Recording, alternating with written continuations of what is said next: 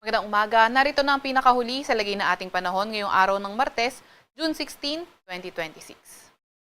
Narito ang ating pinakahuling satellite image kung saan ang easterlies o yung mainit na hangin galing karagatang Pasipiko patuloy ang epekto sa may silangang bahagi ng Visayas at sa may Mindanao. Napapansin nga rin natin dito sa ating satellite image sa ating kapuluan ay halos malinis nga pero may mga tsansa pa rin tayo ng mga localized thunderstorms lalo na tuwing hapon at sa gabi. Para naman sa lagay ng panahon ngayong araw, simulan natin sa Luzon. Sa Metro Manila and the rest of Luzon, inaasahan nga rin natin ngayong araw yung fair weather condition pero may tsansa pa rin ng mga thunderstorms pagdating ng hapon at gabi. Yung ganitong klaseng panahon ay posibleng magpatuloy sa susunod na 3 to 5 days. Agwat ng temperatura ngayong araw sa Metro Manila ay 26 to 32 degrees Celsius.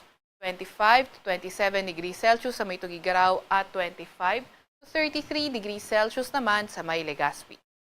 Agwat ang temperatura ngayong araw sa may Puerto Princesa ay 25 to 32 degrees Celsius at 26 to 32 degrees Celsius naman sa may Kalayaan Islands.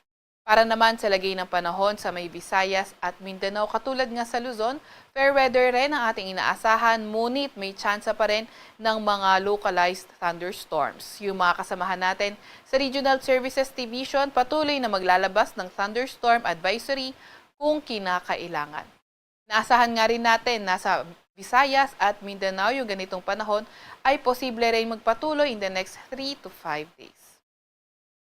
Agwat ang temperatura ngayong araw sa may Cebu ay 26 to 32 degrees Celsius.